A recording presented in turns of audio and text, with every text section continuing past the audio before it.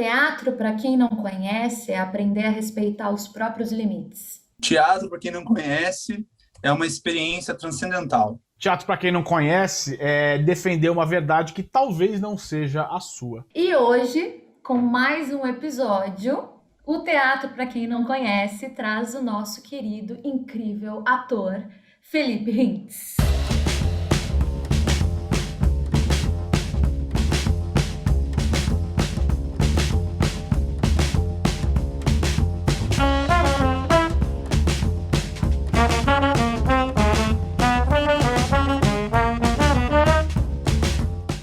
Tudo bem, meu bem?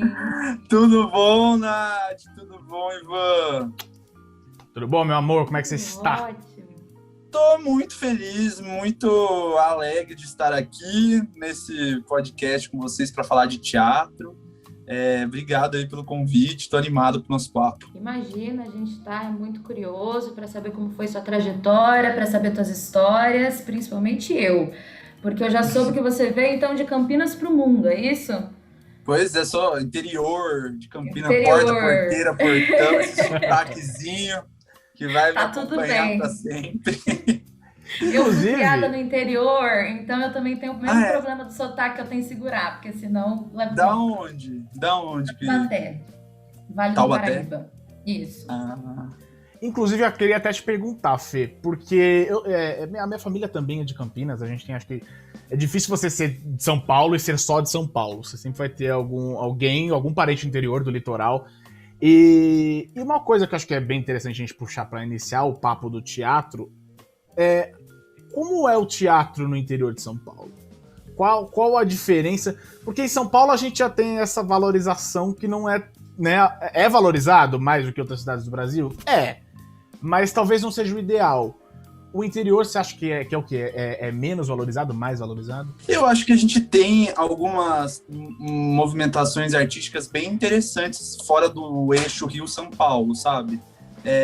Aqui no interior a gente tem companhias que são renomadas, assim, é conhecida no mundo todo.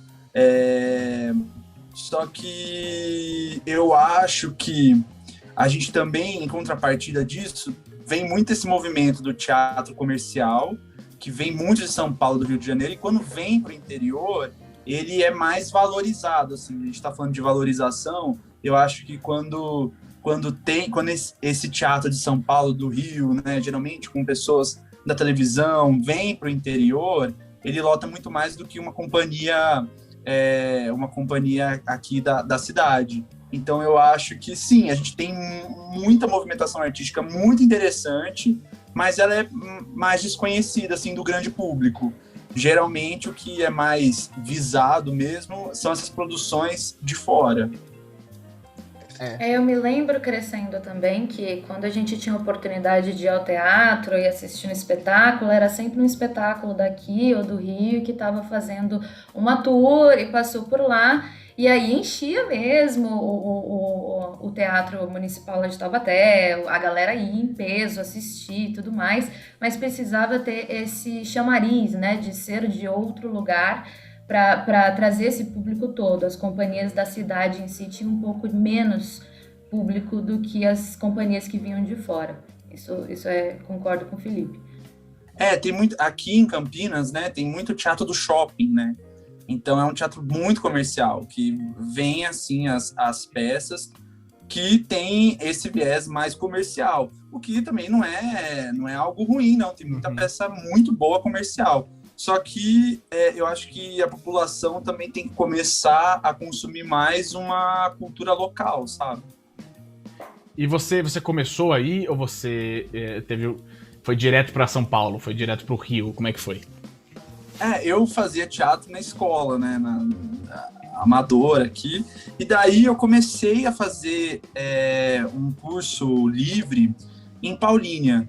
Eu moro em Campinas, mas eu praticamente moro na divisa, assim, meus pais, na verdade, né, moram na divisa entre Campinas e Paulínia. E Paulínia, há uns 6, 7 anos atrás, era uma cidade que investia muito em cultura. A gente tinha um polo cinematográfico, a gente tinha, muitas movimentações artísticas.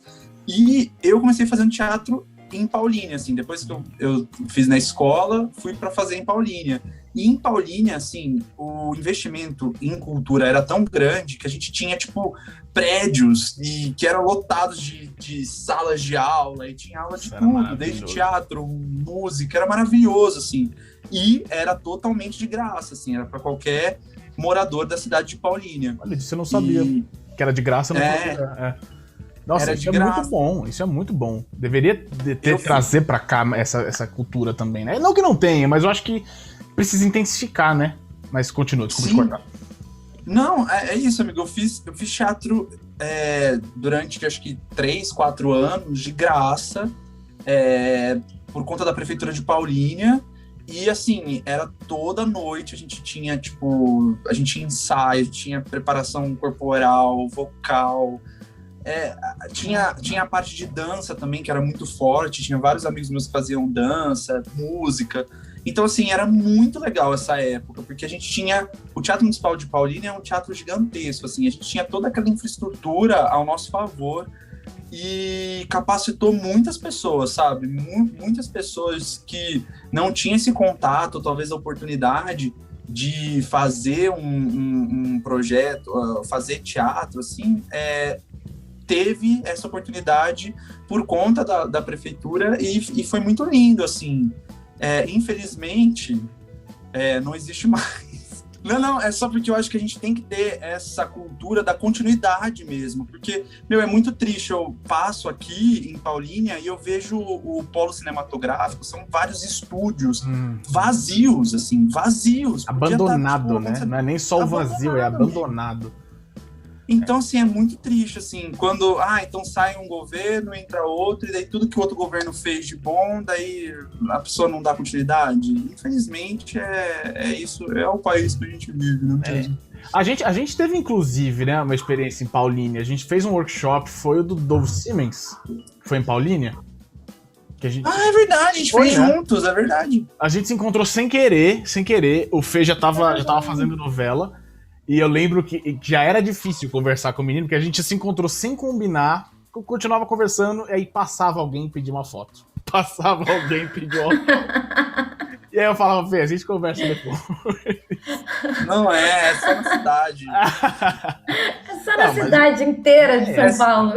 Não, aqui em Paulínia. Tô brincando. Não, o que esse menino merece, pelo trabalho que ele traz, eu tive a oportunidade de ver esse homem maravilhoso no teatro e na TV. E, cara, é um destaque, assim, porque a gente tem muita coisa vindo baseada em entretenimento. Eu acho que o grande problema que a gente enfrenta agora nessa diferença cultural, teatro, TV, é transformar a arte em entretenimento. E eu acho que o Fê consegue trazer essa alma teatral, é uma das poucas pessoas que consegue, no século XXI, essa nova geração de atores, traz pra televisão essa alma teatral, traz esse respiro. Porque a gente tem muita gente, muito ator, e tudo bem, muito ator que é só da televisão. E é muito bom só na televisão. E tudo bem isso, eu acho que é mais do que tudo bem. Você tem Glória Pires aí que não nos deixa... Glória Pires tá aí pra provar, exatamente. Pra provar isso. Mas o Fê consegue trazer essa experiência teatral pra dentro da televisão e eu acho isso muito bonito na tua forma de atuar, Fê. Isso pra mim é o que torna um grande ator um grande ator. Quando foi que deu o pontapé inicial? Qual foi, assim, o início pra você da tua carreira profissional? Onde você colocaria esse divisor de águas? Eu acho que a minha carreira profissional começou mesmo num espetáculo chamado A Toca do Coelho, que foi a minha primeira peça profissional. Ela foi dirigida pelo Dan Stubach e é uma história muito legal, assim, porque o Dan ia dirigir essa peça, né? Foi dirigir essa peça que tinha a Maria Fernanda Cândido e o Reinaldo Gianecchini no elenco.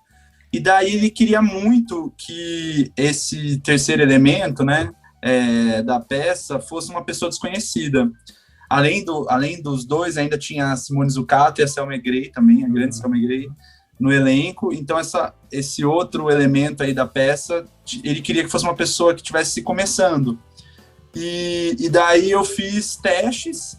Eu lembro que na época eles mandaram para várias escolas, assim, tipo, esse teste.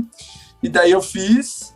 E foram, acho que, três fases e eu acabei passando. Você lembra quem fez esse teste com você, né? Quem tava lá com você? Eu lembro. Era eu de novo. Mas juntos, né, amigo? Então, eu não sabia se a gente tinha ido pra final juntos ou se a gente... Eu lembro que a gente cumpriu 3 etapas. Eu não sabia se... Será que... Eu nunca soube dessa reta final. Será que a gente ficou entre a gente? Ficou entre você e eu? Não duvido. Eu não duvido. Mas... Não, acho que ficou assim. Você foi na... Você fez lá no Eva Harris, não fez? Fui no Eva Harris. Você fez a cena, então. Fiz a cena, Ai, como é que ele chama? Esqueci o nome agora. Meu Deus. Teve outro menino também, que eu esqueci o nome agora. Ele também ele ficou na final também. Acho que ficou os 3, assim, porque depois, quando eu saí, eles chamaram o menino para continuar na peça. E foi uma experiência muito boa, assim, porque eles abriram testes para todo mundo, assim, qualquer pessoa que mandasse o seu material. É claro que tinha que ter o perfil, né, que eram meninos de 18 a 24 anos. Uhum. E a gente fez o teste e foi assim, eu acabei passando. E foi uma experiência que foi muito importante, assim, na minha vida. Foi realmente um divisor de águas. A peça, ela foi vista por muita gente e eu plantei muita coisa na peça e eu fui colhendo, assim, logo que acabou. Quando a gente terminou a temporada do Rio de Janeiro, eu já fui fazer uma série na Globo. E daí as coisas foram acontecendo. Caraca, que elencão que você pegou já logo no seu start, né? Não, tinha uma cena na peça. Uma cena só. E essa cena mudou minha vida, assim. Foi muito... Sim, né? Porque você falou que já emendou em uma série, já emendou nas coisas todas. Que legal, cara. Que legal ter começado... Que legal que isso começou pelo teatro, né? É muito interessante ver esse caminho. Eu gosto quando é por esse caminho. Quando o teu primeiro não é aquele, né? A TV. Não ninguém aqui tem nada contra a TV, mas quando sai do teatro e chama atenção pelo teatro, é algo que me traz uma satisfação pessoal. E vai ganhando mundo, sabe? A partir do nosso cantinho mesmo de origem. Sim, o teatro sempre me salvou e sempre me acolheu. Eu acho que isso... É o que é mais mágico e profundo, assim, na carreira do ator, porque a televisão, o cinema, ainda ele demanda muito da validação de outras pessoas para te chamar, para fazer. O teatro não, o teatro sempre vai te dar sim, ele nunca vai te dar não. Então, você estando em cartaz, montando a sua peça, isso sempre vai ser um caminho aberto para você, sabe? Então, meu teatro é tudo para mim. Saudades. Saudades um terceiro sinal, né? Você tá com algum projeto, Fê? Como é que tá a parte teatral da coisa?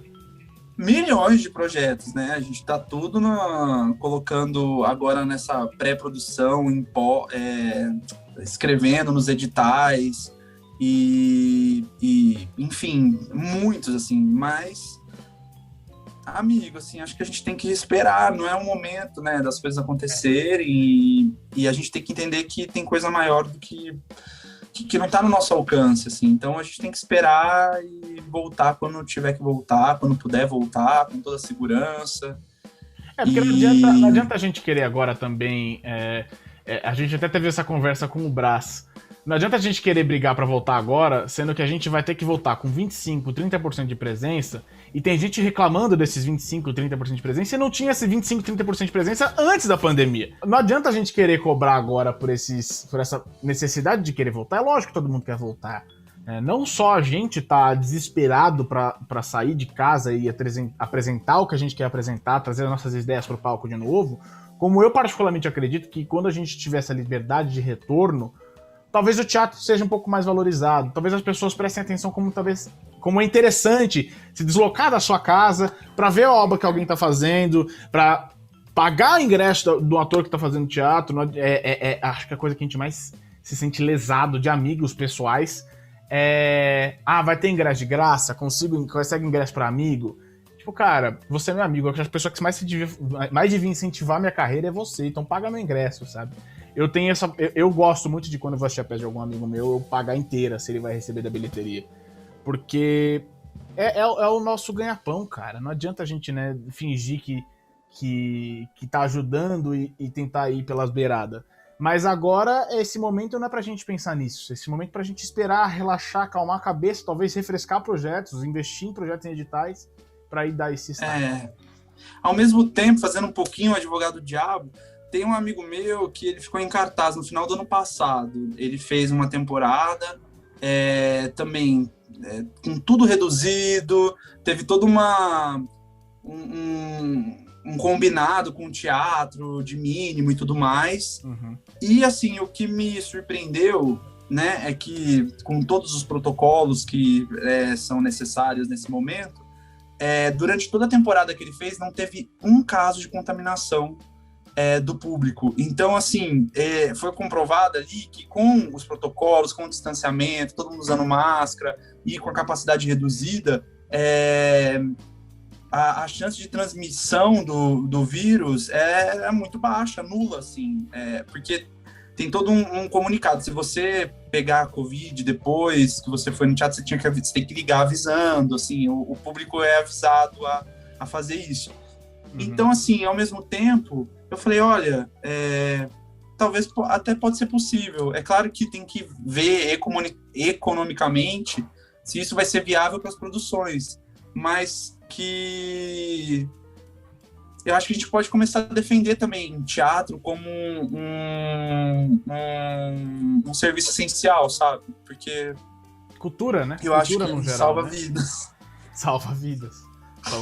Se não salva, muda bastante, pelo menos. Sim. E se antes as pessoas diziam, pra que eu vou sair de casa se eu posso ficar aqui no meu sofá e ligar aqui uma plataforma e assistir XPTO, agora vai que esse impulso de querer sair de casa os levem ao teatro, né? Espero que sim, né? Eu queria saber, você teve experiência tanto no teatro, que foi onde você começou, logo dali você foi para uma série, né? Você disse... E depois TV.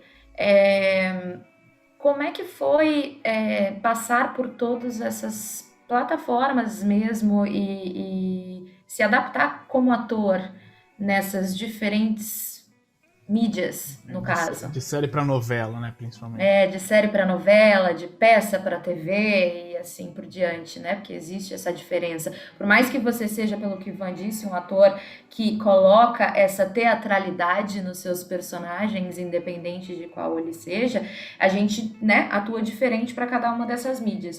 Como foi para você essa mudança, sendo que você saiu do teatro e aí caiu nas mãos do cinema e depois nas mãos da TV? Como foi? Então, Nath, eu sempre falo isso, né, para as pessoas, que por mais que tenha diferenças entre um veículo e outro, eu acho que a essência é a mesma. A busca pela verdade e a forma de entrega, ela é a mesma. Eu acho que é só um ajuste mesmo, assim, é um ajuste técnico de como você vai interpretar para a câmera e para o teatro, assim. É mais racional do que emocional e é muito mais profundo do que ser algo grande ou pequeno. Eu acho que o aprofundamento é o mesmo e o que eu acho é que as pessoas são muito espertas, assim. Eu acho que tem muito ator que pega esse veículo e estuda muito veículo e ele dá truque, entendeu? Eu acho que existe muito esses vícios. Tem muito ator que sabe muito bem fazer televisão, mas é truqueiro. Tem muito ator que faz muito bem teatro, mas também é truqueiro.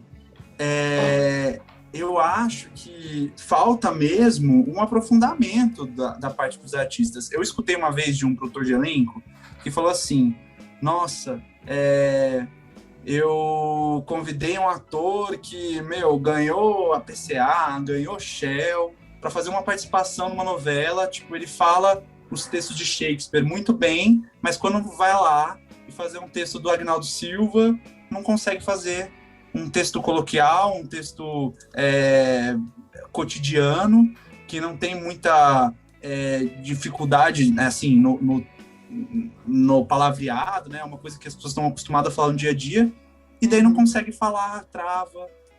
Então, o que é isso? Assim? Qual que é a grande questão? É que eu acho que também tem muito desse imaginário, né? As pessoas deslumbram muito a televisão, colocam muito ela como uma validação de carreira. Então, isso vai muito pro psicológico, sendo que é só mais um trabalho. E é um trabalho como qualquer outro. O que acontece é que as pessoas supervalorizam a televisão e não valorizam o teatro, meu. Eu acho que é isso. E muito Brasil isso também, né? Porque eu não sou uma pessoa muito noveleira. Eu nunca fui muito ligado à novela. Mas teatro sempre teve essa sensação que estava escondido ali debaixo dos panos, as pessoas faziam, como você falou, as pessoas faziam sucesso depois de sair do teatro e ir pra TV. Né? O destaque não estava para quem estava no teatro. Mas, e aí também entra um ponto que você pode falar, que é o cinema. Porque a gente sempre tenta trazer coisa nova, o cinema brasileiro tá sempre se inovando, e ainda assim tem gente que fala que cinema brasileiro não presta. Nossa. Pra mim isso é importante. Por que não? Por que você acha que não? O que você acha que passa na cabeça da pessoa que não valoriza nada, nem que seja bom? É muito doido, né? Porque tem muito ator, eu quero ser ator, né? Eu quero trabalhar aqui no Brasil. Tá, mas você assiste novela? Você sabe qual que é a novela, qual que é a boa e qual que é a ruim? Não assisto. Você assiste série brasileira? Não. Você assiste filme brasileiro? O cinema brasileiro é tão maravilhoso e tão grande e com tantas possibilidades é tão profundo, assim, as pessoas não estudam, as pessoas elas vanglorizam mesmo o outro, sabe, o de fora. Então não tem esse estudo, não tem essa valorização do nós. As pessoas não vão... Amigo, ator não vai nem a teatro. Eu fiquei... Ator não lê. Sim, ator não lê, já vamos começar essa... Né? Pô, eu fiquei 1 ano e meio em cartaz, no SESI, a peça era de graça, e assim, nem os meus amigos que são atores foram ver. Então, tipo... Entendeu? Qual que é a lógica, assim? Você quer ser ator, mas você não gosta de teatro? Onde você acha que precisa mudar? Qual cabeça que tem que mudar? Nem sei, amigo. Acho que tem tanta coisa errada. Acho que desde a gente não tem muito investimento na cultura. Eu acho que o governo ele é todo anticultural, sabe? Anticultural. Eu acho que também tem culpa do público, porque a gente também tem raras exceções, mas a gente também tem peças aí que estão abertas para todo mundo assistir, as pessoas não vão. Então, eu não sei, amigo, eu não sei aonde tem que mudar, mas eu acho que é algo cultural mesmo, é algo enraizado na gente. Tirar da Secretaria do Turismo e colocar na educação, pelo menos, já é um ótimo começo, né? Já seria um bom passo para começar. Pelo menos. Ou volta a ser um ministério, pelo amor de Deus. Não, amigo, isso daí é um desgoverno, isso daí é um negócio que é até triste, assim, de comentar, porque a gente tá abandonado, assim, abandonado. Qual você acha que é o risco que a gente vive hoje vou colocar mais no patamar televisão, tá? Pra gente ter de novo a experiência que a gente teve com Selva de Pedra sendo censurada, Rock Santeiro sendo censurada. Você acha que a gente tá próximo disso? Você acha que a gente corre o risco de voltar a uma censura talvez não nesse nível, mas alguma espécie de censura? Eu espero que não, né, amigo? Espero que não. Eu acredito muito na dramaturgia, ainda mais na telenovela, como um instrumento social mesmo, de serviço para a população. E eu vejo, sim, as emissoras, mais a Globo, fazendo críticas ao governo, fazendo críticas à sociedade, e Eu não sei, eu posso ser romântico, mas eu acredito que a gente vai chegar numa censura novamente. Eu espero que não. Assim. Eu espero que não mesmo. Eu tô com fé nos românticos, na realidade. Eu me apego e seguro nas mãos de quem ainda consegue ser. Você já é um marco histórico, né, na TV brasileira. Né, porque você era par romântico da Nani na novela... Sétimo Guardião. Sétimo Guardião, obrigado. Tinha esquecido realmente o nome. Uhum. E não vou nem falar acho que mais vale você trazer pra cá. Foi um marco em N questões, né? Uma relação homoafetiva em rede nacional, novela das 9, sabe? Já tem N questões desenvolvidas aí dentro. Como foi? O que desbloqueou no Felipe todo esse momento? Então, assim, o mais legal, amigo, é que até te corrigindo, assim, não foi nem uma relação homoafetiva, assim. A questão é que foi a primeira vez que teve uma cena de sexo entre uma pessoa trans e uma pessoa cis. Isso a gente até entrou em... Nossa, na época saiu em várias mídias, assim, que foi uma relação heterossexual, assim, porque a Nani é uma mulher trans. Sim. E uma personagem era um homem cis. Então, é claro que a gente está ali falando sobre toda a questão LGBT e é um marco para a questão, para a comunidade em si. Eu acho que foi tão bom, amigo, porque eu lembro que a gente tinha a preocupação da aceitação, se as pessoas iam aceitar. Porque tinha muitas outras questões também, né? Tinha a questão da gordofobia, né? Pelo fato de eu ser gordo. Tinha a questão também do preconceito contra pessoas mais velhas, né? Porque ela era bem mais velha e eu mais novo. Sim. Então, tudo isso junto, a gente falou, nossa, pode ser que as pessoas não aceitem. E, assim, a aceitação foi tão grande que, a Globo falou que os diretores falavam que foi o casal da novela, assim. A novela se validou assim por esse casal e foi muito gratificante. Assim, a Nani é uma pessoa maravilhosa, a nossa parceria foi incrível e que pena que durou muito pouco, assim, porque isso aconteceu nos últimos 15 capítulos. Foi assim uma cereja no bolo durante uma novela inteira. Uhum. E foi muito aceito, assim. Então foi muito bom. E para te dizer, Felipe, te digo que a comunidade fala disso até hoje, né? A gente fala disso até hoje. Então, então são marcos mesmo para nossa comunidade. Agora eu colocando no pessoal aqui, porque eu faço parte dela, então então a gente guarda esses momentos realmente. Então, quando o Ivan fala de marco histórico, ele fala sério, porque algo acontecer causa realmente essa confusão, né? Mas eu tô vendo uma relação afetiva, eu tô vendo uma relação heterossexual, eu tô vendo uma relação... O que tá acontecendo?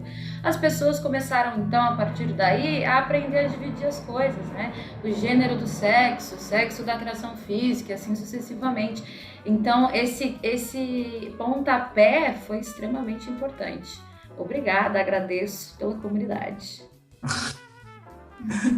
É muito bom, assim, nossa, é muito gratificante quando você faz um trabalho que ele caminha junto com os seus princípios, com as coisas que você luta. Então, quando isso acontece, assim, é mágico. Eu tive um pouco essa experiência também. Não era o meu personagem que tinha esse viés, mas quando eu fiz a Malhação também, que foi uma Malhação muito especial, foi a Malhação Viva Diferenças, que era uma Malhação que celebrava as diferenças, que eram 5 protagonistas, e era uma Malhação totalmente feminista, e uma Malhação para frente, assim, foi tão bom. A gente falou de assuntos tão necessários para uma galera jovem. Então, quando você faz um trabalho que coincide com o que você acredita, como eu disse, igual no começo, no teatro, é uma experiência transcendente, assim, é maravilhoso. E é aquele negócio, né? Eu acho que tudo bem a gente fazer personagens que não digam necessariamente a respeito da gente, alguma coisa, né? Tipo, eu não preciso matar pra fazer um assassino, né? Nem Sim. defender assassinos na vida. Mas achar essa empatia com o papel é tão mais fácil quando a gente se identifica de alguma forma, né? Quando a gente quer defender uma causa, quando a gente quer participar de uma luta, eu acho que é o nosso papel. Eu acho que talvez essa seja a nossa maior contribuição pra arte hoje em dia. É saber que a gente vai ser ouvido, né? E ser ouvido pelas pessoas que a gente tá defendendo o tempo inteiro e ser ouvido pelas pessoas que têm uma cabeça tão fechada e tentar fazer isso mudar na cabeça de alguém ali dentro. Porque eu acho que é o papel do ator, né? Principalmente nesse quesito. É mudar ideias pra melhor. Né? Tentar te fazer um público ver algo em outro viés. O que você acha mais difícil no processo televisivo em comparação com o processo de criação do teatro? Qual é o desafio maior, levando em consideração que a TV é um veículo muito rápido? Eu acho que é mesmo essa agilidade, assim. Eu acho que a quantidade de cenas, a conte, porque, assim, você não grava também na sequência, né? No teatro, a gente tá fazendo ali, a gente faz a peça na sequência, né? Então, a gente sabe como é que tá o personagem, como é que ele vai para outra cena. Na televisão, a gente grava por cenários, então a gente grava, tipo, sei lá, os 10 primeiros capítulos, a gente grava o quarto aqui do Felipe. Então eu vou gravar todas as cenas dos 10 primeiros capítulos que acontecem no meu quarto. Então é uma variação, assim, de temperatura de cena muito grande. Então uma cena vai estar de um jeito, a outra vai estar de um jeito totalmente diferente. E eu acho que essa é a maior dificuldade, assim, que eu encontro. Mas quando você tá dentro do personagem, quando você embarca, quando você entende como funciona, as coisas fluem com mais facilidade. Mas eu preciso ter um grau muito grande de concentração, assim. Muito mesmo, para fazer. Mais na TV do que no teatro, você acha? Eu vão me julgar. Mas acho que sim, sabia? Eu acho porque é muito mais texto para decorar. Eu só entro em cena se eu sei o que eu vou fazer em cena. Eu não pego, tipo, não vou entrar em cena sem saber o que eu vou falar, o que eu vou fazer, qual é o propósito da cena, sem ter estudado antes. Então eu estudo todas as cenas, estudo mesmo. Tipo, mesmo se eu tenho 30 cenas no dia, eu vou estudar as 30 cenas e vou decorar as 30 cenas. O teatro, como eu tenho um processo mais longo, assim, de ensaios, eu posso testar, eu posso errar mais vezes, e durante, também na temporada, eu continuo trabalhando sempre, eu sempre continuo estudando, mesmo estando em temporada, mesmo estando já em cartaz. Então, assim, eu acho que a televisão me cobra um pouco mais de atenção, um pouco mais de disciplina. Olha que louco. As pessoas vão me cancelar. Não, pelo amor de Deus, acho que faz sentido. Faz sentido, porque se no teatro a gente tem um tempo hábil, vamos dizer assim, para poder fazer o nosso processo com calma, com todos os passos que ele possui, na hora que a gente está dentro do veículo como a TV, a gente não tem tempo para fazer isso, então a gente tem que recorrer a outras coisas e deixar a atenção flutuante ali o tempo inteiro para não perder nada pelo meio do caminho, né? Você acha que é mais complicada essa relação ator-personagem na televisão do que no teatro? Existe mais divisão aonde? Nessa mistura, nessa dualidade que precisa existir do ator com o personagem? Eu não sei, essa é uma questão que... Ou se não tem diferença também, pode não existir. Eu acho que Pra mim, eu posso mudar de ideia, tá? Daqui a um tempo. A gente tá Mas constantemente mudando de ideia, não tem problema. é porque é uma questão que me pega muito isso, assim. Eu acredito muito na técnica. Eu não sou aquele ator que enlouquece junto com o personagem, sabe? Eu sei dividir muito bem o que sou eu e o que é o personagem. Uhum. Mas eu acho que tem processos e processos, né?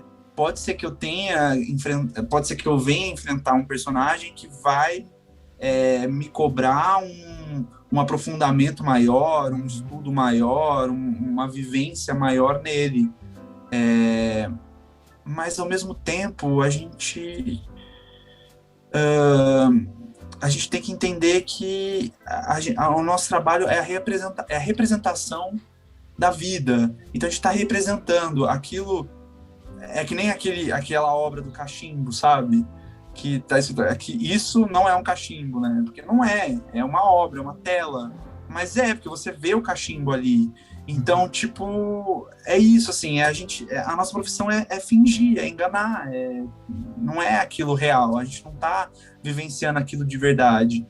Eu acho que se a gente viver aquilo de verdade, daí já perde a graça. Daí, por que a gente tá fazendo isso? Aí não é teatro mais, né? Não é atuação mais, né? A gente se empresta pro personagem apenas. Então, é que, né, existem pessoas e pessoas, e eu tenho sempre essa curiosidade, porque existem processos e métodos diferentes e técnicas diferentes que acabam, às vezes, né, mexendo um pouco com o ator, um pouco mais aqui, mais no pessoal, às vezes um personagem que é um pouco mais complexo e tal.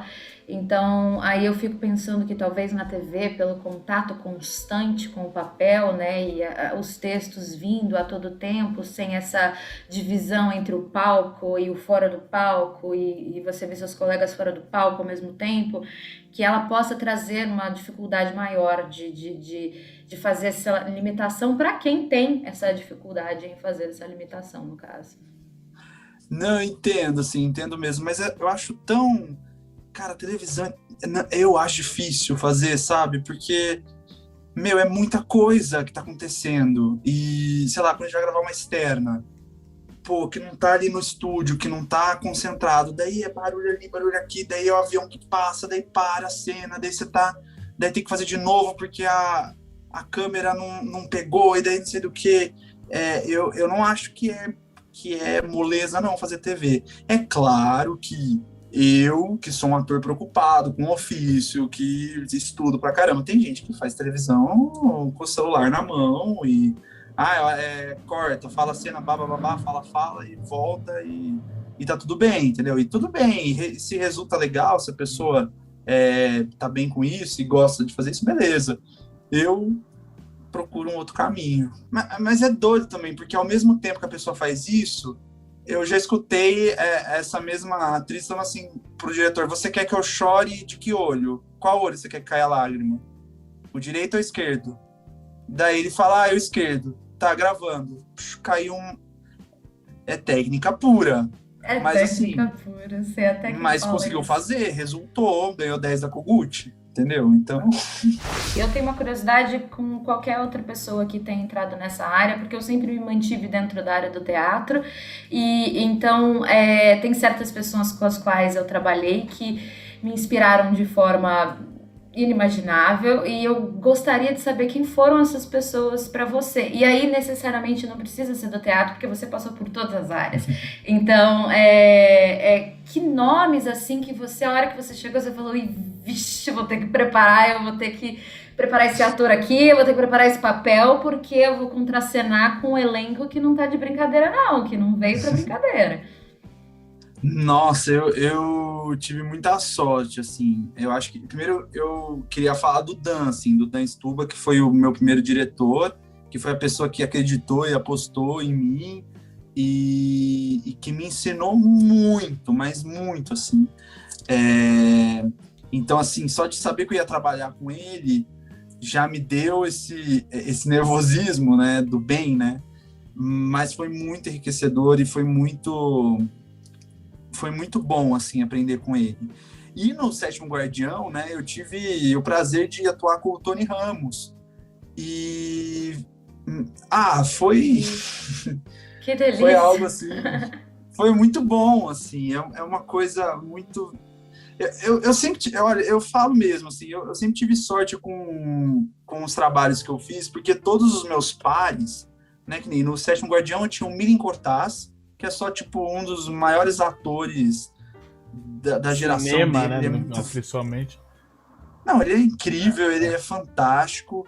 Eu fiz par romântico com a Nani e tive a oportunidade de contracenar com o Tony Ramos, por exemplo. E é muito bom que todos têm essa mesma essência. Chegou, vamos bater o texto, vamos ensaiar. E não importa se é o Tony Ramos ou... entendeu? Tipo, ele vai, ensaia, fala, vamos passar o texto, vamos fazer isso. Então, assim, ter esse companheirismo é muito bom, sabe? E eu tive isso em todos os meus trabalhos. Eu tive pessoas que foram os meus pares, assim, que me abraçaram e jogou junto comigo mesmo. Uhum. Então, eu só tenho que agradecer.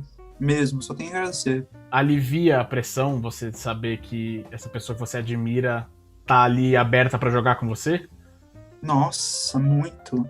É melhor, amigo, quanto mais renomado, é melhor. Uhum. Agora, quando a pessoa acabou de estrear, daí é péssimo. Quando a pessoa faz o seu segundo trabalho na Globo, daí é complicado. Daí a pessoa chega atrasada. É isso. Daí não decorou o texto e tal. Porque a pessoa quer acabar subindo em cima de você porque acha que por estar num patamar próximo, de quantidade de trabalho, como se isso fosse alguma coisa, a pessoa pode subir e se sentir superior. É isso que você julga que acontece. Julga não, né? Realmente acontece, ao meu ver. As pessoas ficam com medo, né? Falam, nossa, com o Tony Ramos eu ia ficar morrendo de medo. Não, daí que é a melhor, é a melhor cena que você vai fazer. Porque daí ele vai chegar e vai arrebentar, ele vai chegar e vai te enaltecer, vai fazer você crescer junto. Ele joga com você. Muito melhor. Exatamente. Existe uma experiência, uma maturidade no jogo cênico ali que ele sabe que ele precisa te respeitar independente de quem você seja, senão a cena não vai ficar boa para ele também. Então, além de eles estarem levando isso a sério há anos e serem pessoas que abriram caminhos para nós hoje em dia, eles estando ali aberto para o jogo cênico, beneficia eles também, né? O ator novo, o ator que estoura, ele tem que se lembrar disso, que ouvir o outro é muito importante exatamente porque a gente se beneficia de quem a gente está contracenando, independente de quem seja. Sim, o Milen o Milen ele é o cara do cinema, assim, as pessoas amam o trabalho dele, ele é mega respeitado e ele é um ator, assim, genial e, assim, muito generoso. Eu lembro que no começo da novela eu era o ajudante dele, né? Eu fiquei boa parte da novela sendo o braço direito dele, o assistente dele. E ele dividia as falas dele comigo. Isso eu nunca vi na vida. Ele falava assim, essas falas que eu tenho, essa é você que vai falar, essa eu falo, essa a gente fala junto. Então, assim, eu estava sempre do lado dele e eu tinha muitas cenas que eu estava só do lado dele, só de acompanhante dele, né? Quando a gente ia fazer as investigações na cidade e tal. Uhum. E daí ele sempre falava, não, essa fala é sua. Pra ter um jogo também, pra cena ficar viva e também pra valorizar a pessoa que tá do seu lado. Cara, é muito bom quando você tem encontros assim, como atores como o Milen, sabe? Além de ser uma inteligência cênica, né? De saber entender que aquela fala talvez funcione melhor na boca do outro personagem, porque vai complementar mais esse jogo cênico. E, cara, que sensacional isso, que sensacional. Isso foi foi uma coisa nossa, né? Uma criação nossa, e foi tão grande durante toda a novela que quando ele morre na novela, depois eu fico como substituto, eu viro o delegado da cidade. Eu lembro disso, eu lembro de ver isso. Então é muito legal isso, porque foi uma criação meio que nossa, assim, não sei se o autor tinha isso na cabeça, sabe? Da gente meio que ser quase uma pessoa só. Sim, e o fato funcionou. dele ter te dado a oportunidade de jogar com ele te deu a oportunidade de estar lá continuando o trabalho dele depois. Isso é muito generoso. Foi mesmo, foi bem legal. E aí, beleza, bonito. Aí você voltou pro teatro. Então, né, eu fiz a Toca do Coelho, daí eu fiz essa primeira série na Globo, que foi Dupla Identidade, foi uma série que o Bruno Galhaço era um serial killer, daí depois eu fiz Verdades Secretas, e Verdades Secretas foi um sucesso estrondoso, assim, até hoje as pessoas falam de Verdades Secretas, é muito... Nossa, é um trabalho, assim, que me deu muitas alegrias, amigos e... Enfim, foi muito bom, assim, Verdades. E depois de Verdades eu fiz o Corte, que foi a peça que eu produzi.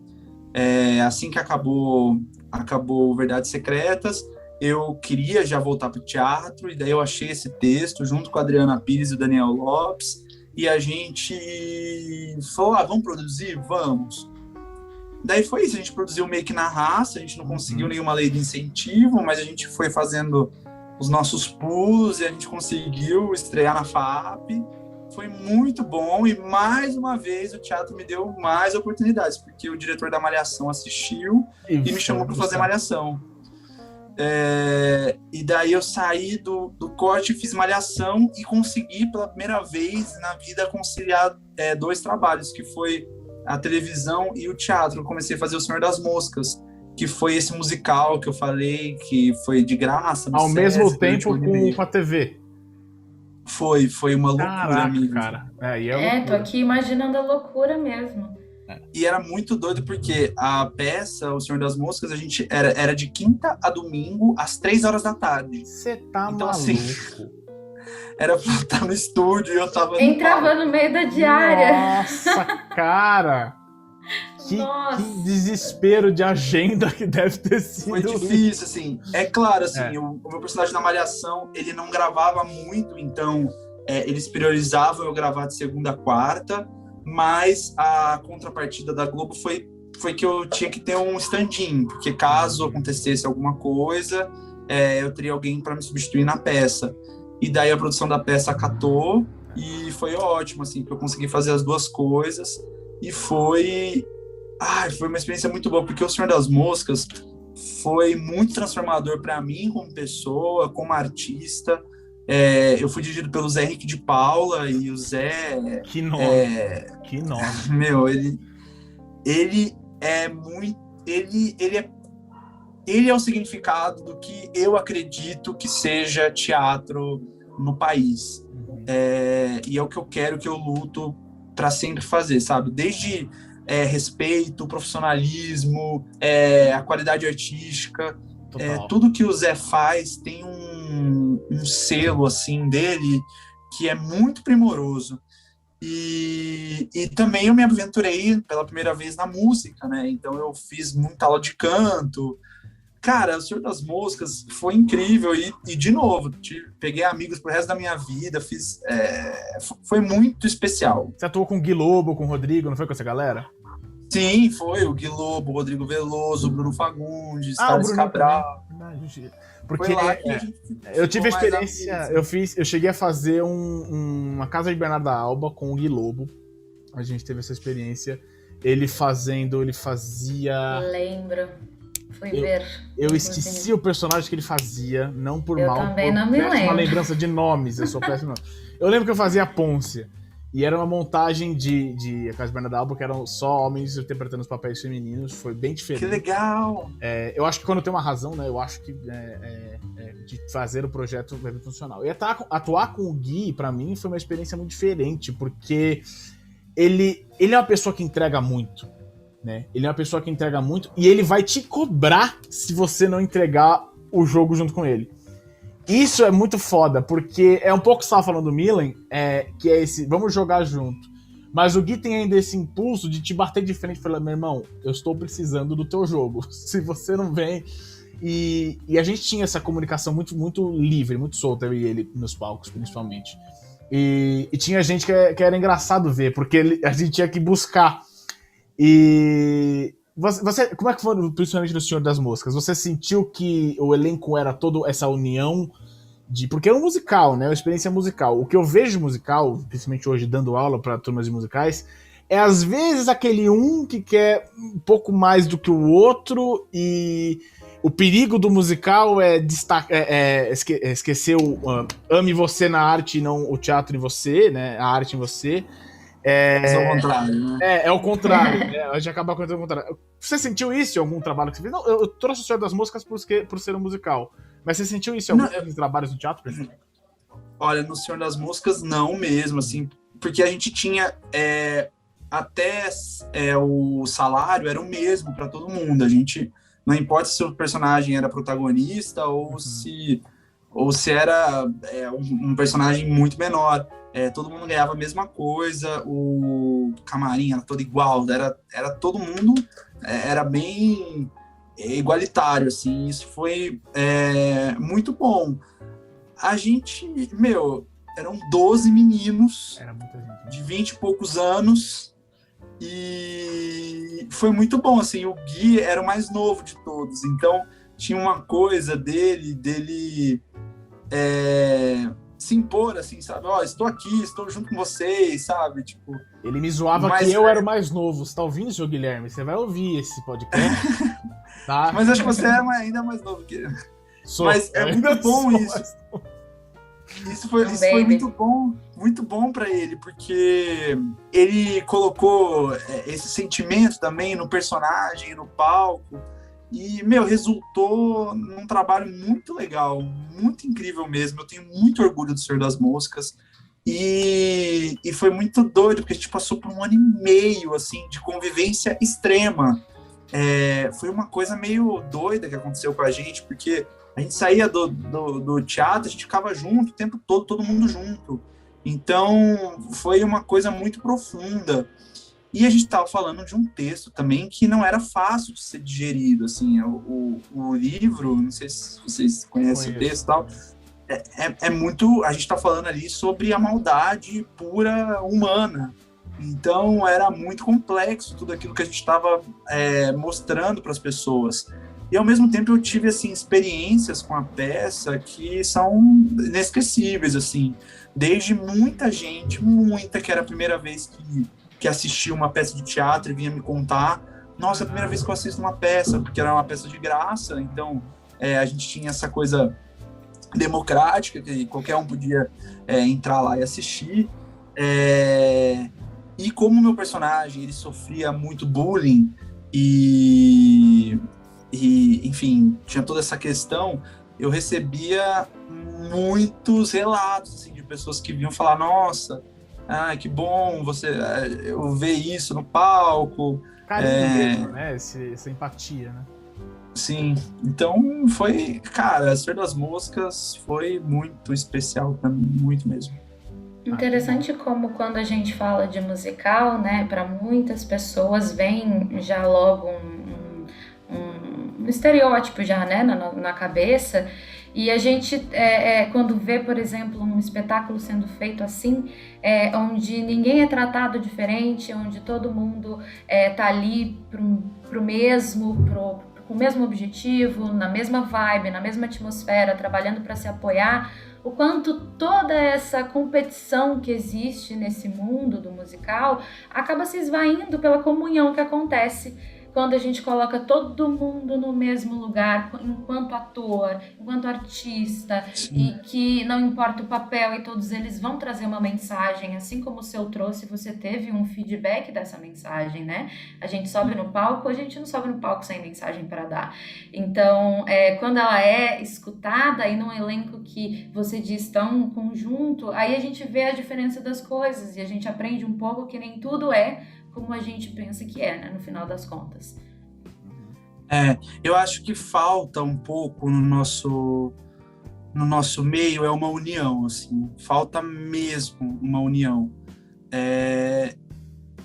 Desde, tipo, um preconceito interno mesmo, sabe? E ator de musical é de um jeito, ator de teatro, não é a mesma coisa, ator de TV é outra coisa. Não, a gente tá no mesmo. A gente tá no mesmo barco. E se a gente não se ajudar, esse barco vai afundar e é logo que vai afundar. Então, o que acontece é que a gente tem que se juntar, sabe? Uma questão que é a questão salarial, sabe? Por que ator ganha pouco? Porque não tem um movimento de união dos atores chegarem junto e falar assim, não, a gente não vai aceitar isso, a gente vai lutar para mais. Ou para algo que seja justo para todo mundo. Porque como assim numa produção um ator ganha R$2.000 e outro ganha R$20.000? Tipo, qual que é o sentido disso? Tudo bem, o ator que tem R$20.000, as pessoas geralmente estão indo lá pro teatro para ver esse ator que está ganhando R$20.000. Beleza, mas precisa ser tão discrepante, né? Não dá pra gente ir num caminho do meio. Será que todo mundo não pode ganhar bem? Ainda mais se é uma peça que tem um respaldo aí de uma lei de incentivo. Eu acho também que às vezes a gente acaba não se ajudando numa maneira de... a gente acaba aceitando aquilo que vem, né? E aí, quando meia dúzia bate o pé, se 10 vão lá e aceitam o que vem, essa meia dúzia já perdeu a voz. Sim. Porque bateu o pé. Então, então a gente precisa mesmo dessa união, porque, como você mesmo disse, trazendo o exemplo do Senhor das Moscas, a comunhão ali fez a diferença entre vocês. Então, essa união entre todos nós ajudaria bastante, principalmente dentre os veículos, né? Se apoiando entre si. Mas é isso, Nath, que você falou assim, por que a gente aceita? Porque se a gente não aceitar, outra pessoa vai e aceita. Exatamente. Então, daí isso é aí muito a gente difícil. entra numa questão de desigualdade social, a gente entra numa questão de necessidade, a gente entra numa questão de um ator que talvez esteja precisando, então vou fazer mesmo. E como a gente julga um comportamento desse? Não tem como. Não tem como. A necessidade acaba falando mais alto nesse quesito. Eu vejo isso muito na dublagem. Eu vi uma entrevista essa semana, eu não vou lembrar o nome do dublador, mas ele fez o Pumba no novo filme do Rei Leão. E ele ficou com desespero pelo Mauro Ramos, que faz o Pumba no original, não aprovar isso. Porque ele falou, cara, eu também precisava receber, eu também precisava ganhar, e eu sei que o cara é o Pumba historicamente, a voz do Pumba no Brasil é o cara, só que ele pegou o teste, fez o teste, passou no teste, e ele precisa dessa grana também, né? E eu acho que o que foi bonito ver foi a recepção do Mauro Ramos, como ele chegou até esse novo dublador, falou, cara, parabéns pelo seu trabalho, você continuou o legado, você continuou o processo. E às vezes é isso que falta, esse apoio mútuo, né? Essa união de uma equipe, se é greve, tá todo mundo em greve, se é pra lutar por melhora, vamos lutar todo mundo por melhora. E às vezes entender, como a gente falou, a necessidade, todos passamos necessidade, não necessariamente do 0 ao 100, mas a gente precisa viver, né, cara? A gente precisa valorizar como profissão também e sentir que é o que a gente quer fazer e porque a gente precisa fazer. Só para adicionar informação, Glauco Marques, Ivan, Marques, o dublador. Do Pumba do novo Pumba, no isso. live action. Do live action, isso. E eu trouxe a pergunta, eu trouxe pra cá pra gente entender, você já fez dublagem? Já pensou em fazer dublagem? Já teve algum... Só no TikTok! Não, mas eu gostaria, mas é que você tem que fazer um curso, né? Não é? Os dois aqui fizeram, a Nath tá fazendo agora, se eu não falei tô no meio do curso, e eu também me formei na do Brasil. E é legal, gente? Como é que é? Olha, eu vou falar como uma pessoa que tá fazendo agora, eu tive aula hoje, ainda por cima. Hoje é a hora que eu tava esperando o personagem pra poder fazer o sync, pra dublar e etc. Me colocam na minha mão Natalie Portman. Eu quase caí pra trás. Porque daí eu tinha que pensar no sync na Natalie Portman atuando na minha frente, eu tinha que entrar na Natalie Portman. Eu falei, meu Deus, como é que eu vou dublar a Natalie Portman? É muito interessante, porque a relação que a gente tem que manter com o ator que tá fazendo aquele mesmo personagem é uma relação que não dá pra gente se conversar, porque eu nunca vou conseguir ligar pra Natalie Portman e perguntar como é que foi o processo. Então, eu tenho que imaginar como é que foi esse processo pra criar um rapport ali com o personagem que ela criou, pra eu criar o meu do meu jeito, mas também não sair da essência dela, porque ela que tá trazendo o corpo, ela que tá trazendo todo o resto, né? E a gente tá trazendo a voz. Então, encaixar, acho que o desafio maior é encaixar essa voz nesse ator novo que tá ali. E você se achar no ator mais do que no personagem. Mas isso é o meu ponto de vista. Eu não sei se o desafio maior é esse. Não, eu acho que o desafio maior, no meu ponto de vista, e aí eu acho que você vai fazer esse paralelo muito com a TV, Fê, que é, você tem essa urgência da televisão, que você precisa do trabalho pronto ali, tal hora, tal lugar. Na dublagem, isso é ainda mais intenso, né? Normalmente você não sabe o que você vai dublar, você chega descobrindo que você vai dublar na hora que você vai dublar, e você tem a hora para que você vai dublar para fazer o que você tem que fazer. Você não leva o texto para casa, você não estuda o texto, você tem que descobrir ali, agora, na hora, vai. É isso. E eu falei até, questionei a questão da dublagem pra você, porque você é esse ator muito vivo. Eu acho que eu vejo muito a tua voz em algum lugar, sabe? Eu acho que é um caminho... Eu acho, cara. Eu acho que até eu te falei isso. Eu acho que dublagem é um lugar que a sua voz é muito marcante. É expressiva. É marcante e expressiva porque... E não é uma voz que vai sobressair... como caso, eu vou até abrir nomes. O Luciano Huck dublando. Você não consegue ver o personagem. Você vê Luciano Huck. Você ouve Luciano Huck. No seu caso, eu acho que... O dublador do Adam Sandler, que a gente vê em outro ator o dublador do Adam Sandler... Peraí! Essa voz é do Adam Sandler. Mas eu acho que eu vejo muito você na dublagem pela sua intensidade cênica e porque você... um ponto que a gente tem na dublagem que é muito marcante, se o ator que você tá dublando tá atuando bem, você tem que atuar bem. Se o ator que você tá dublando tá atuando mal, você tem que atuar mal. Se a pessoa que você tá dublando não é nem um ator, você tem que atuar como se você não fosse um ator.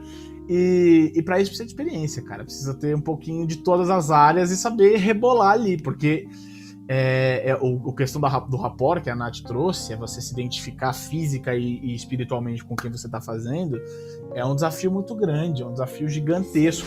Eu tive uma experiência no final do ano passado, eu fiz uma série infantil do Globoplay, do Globoplay,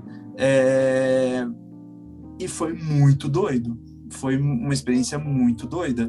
Legal, primeiro cara. Que a gente tem todo um protocolo, né? A gente é testado antes. Você, por contrato, você tem que, depois de testar, você tem que ficar em quarentena.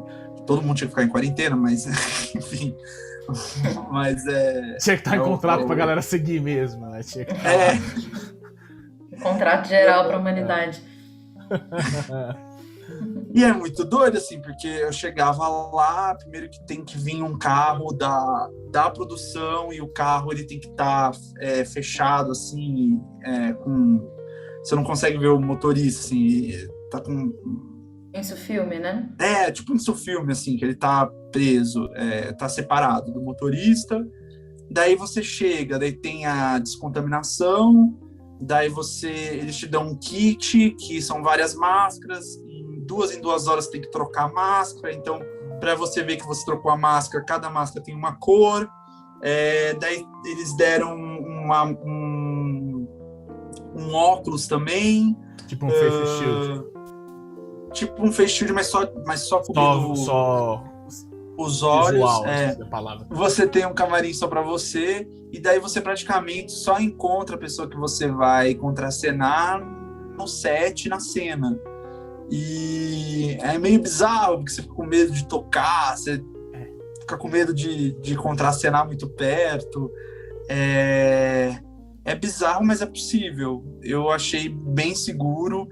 Eu fiz toda a minha participação na série e não peguei Covid. Então tá todo mundo testado, todo mundo... Quer dizer, não peguei Covid naquela época, né? Depois eu peguei, infelizmente. Pegou a Covid?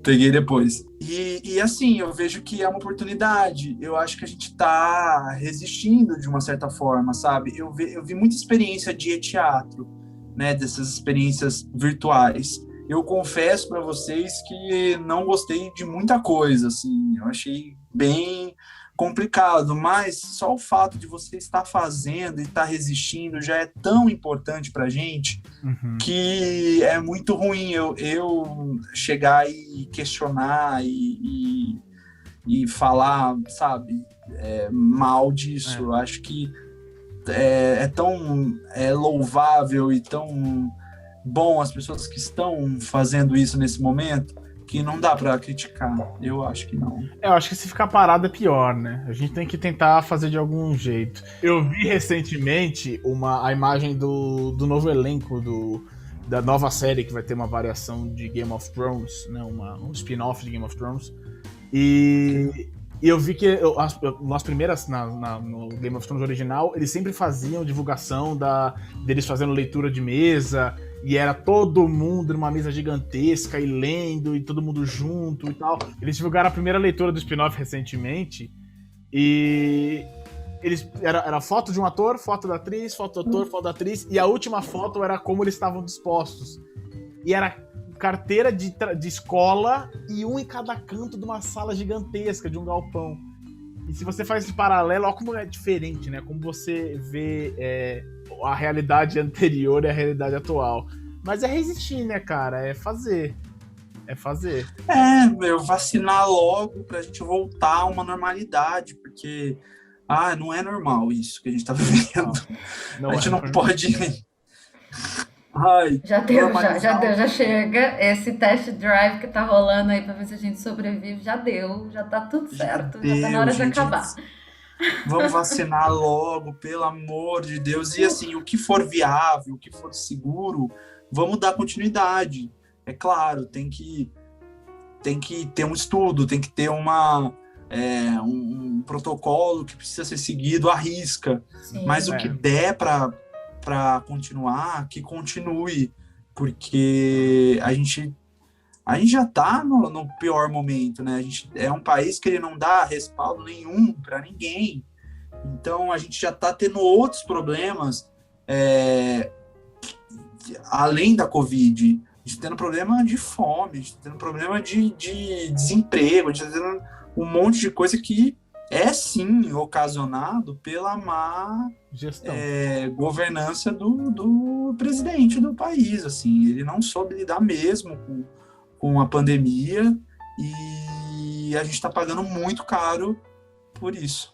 Mas continuemos tentando, adaptando, tentando não, né? Experimentando e adaptando e resistindo com o que a gente tem, onde dá, como dá, do jeito que dá, alcançando quem a gente consegue, para a gente não perder, pelo menos, a esperança, né? Porque eu acho que, para nós, a esperança é o clichê, né? A esperança é a última que morre, no final das contas. Então, para a gente manter essa esperança de que a gente vai voltar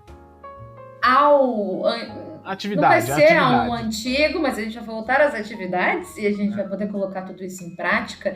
E não vamos nos sentir enferrujados, talvez, ou parados por muito tempo, ou ter que inserir isso novamente no nosso coletivo, sabe? Não, já vamos colocando desde já que tá todo mundo em casa, vamos inserir no coletivo agora. A importância de que quando a gente acabar a pandemia, vamos assistir uma peça. É isso. Sim, vamos. Volte ao teatro quando o teatro voltar. Por favor. Já diria Mestre Yoda... Faça ou não faça, a tentativa não há.